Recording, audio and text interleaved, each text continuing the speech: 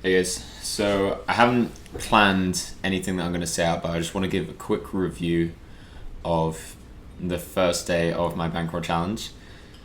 I didn't know how any of the games that I was going to play were going to play out, so I kind of went in with the strategy of feeling out the the field, but in a very selectively aggressive way. And this is something I want to talk about briefly because that concept can be extended to other people's careers in a really powerful way. And I don't think it's a concept that's ever really spoken about. So, the way that I did it, I tried just hammering all the 2-0 players. I tried 3-betting a bunch of trash. I tried taking loads of pots down pre with trash hands. I tried making some big ass triple barrel bluffs. And it all went pretty terribly. It all went really bad. But what that does for me, it helps me collect information on how people tend to play. And I did that for maybe 2-3 hours. Got a bunch of hands in because in Zoom you get a bunch of hands into 3 hours.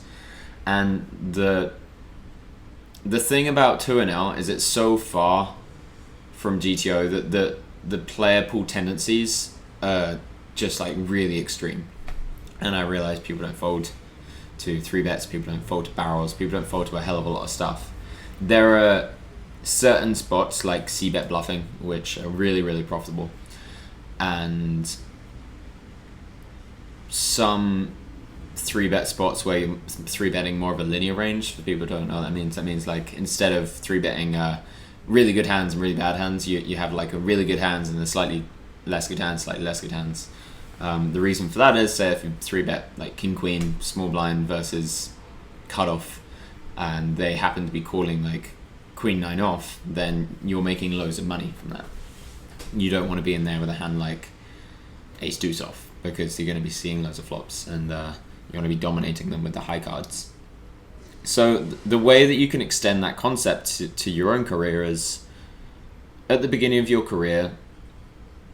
The people that I really love coaching are the people that are absolute animals, absolutely ballistic punters. Like my one friend that I'm coaching at the moment, she's a punter. She really spews off a lot of stacks all the time. And as long as you have that plus the ability to listen to advice and to rein it in and to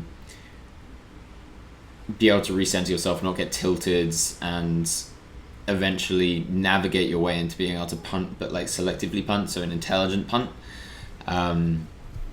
That is what you need to be doing at the beginning of your career, because that gives you so many more data points of how people react. Okay, when I bluff like this, how's it going to work?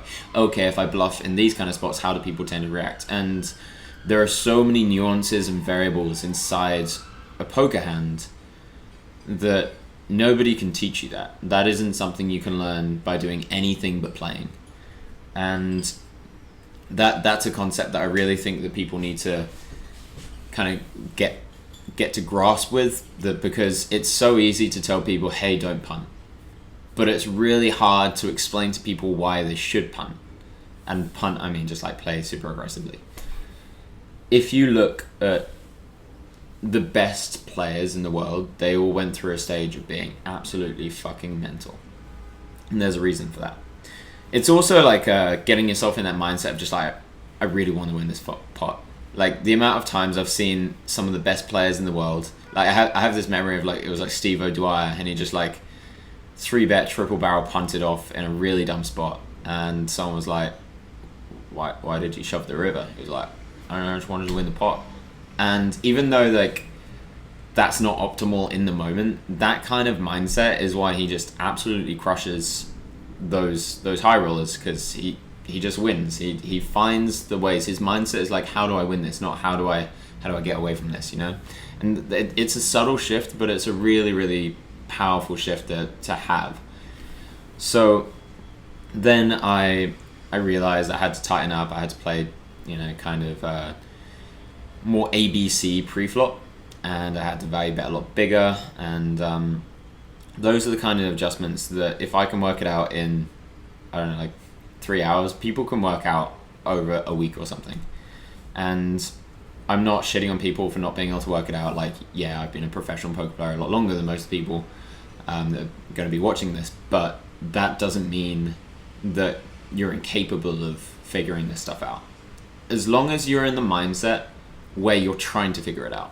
And this is one of the big things about exploitative players. Like, okay, we might not have too many reads on everyone, but we know how the average person plays. So like, if 80% of the players in the 2NL pool calling stations, that means that we treat everyone like they're a calling station until they give us a reason to do otherwise.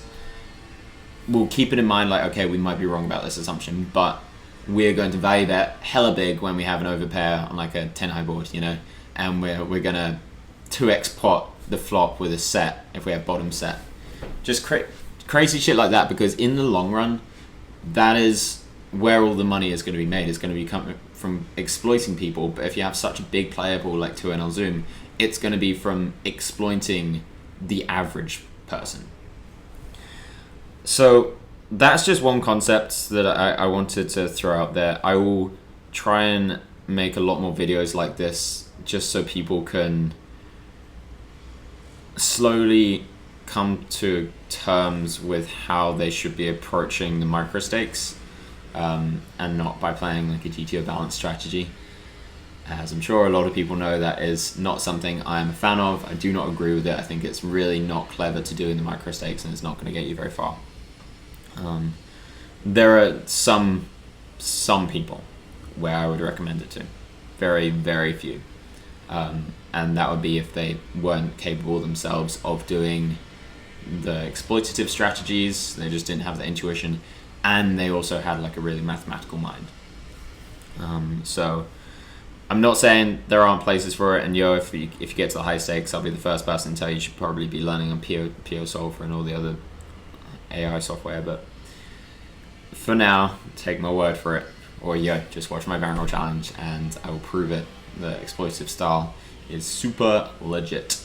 And I hope this helped, and I will come back with a bunch more videos just explaining concepts, because this is the thing that I don't think that is done enough in the poker world. People don't seem to be able to teach conceptually. They manage to be able, they're like, okay, here are your ranges, here's what you do, here's why you see bet the flop. But it's not like, okay, so if you're this kind of person, then you need to create a balance doing this kind of thing. If you usually do this, you need to work out why your thought process is like that and then change it. So you're not just trying to fix like a billion different things. You can just fix one thing that will change and shape the way that you think about poker.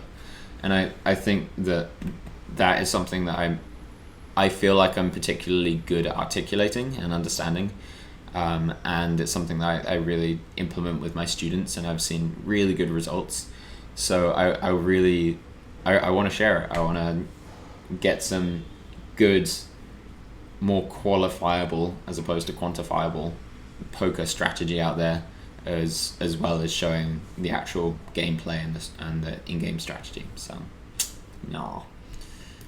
Oh, and we made it to $88 from $50 on the first day, which is like a sick, what is that? 38, 19 buy-in upswing on the first day. We ran real bad at the beginning when I was punting. We ran real good at the end. So things went really well. It was like a 1,700 big blind stack, maybe even more at one point, and going to move up to 5NL once we hit $100, and I reckon I can do that today, and I think the goal is going to be like $120. We'll see.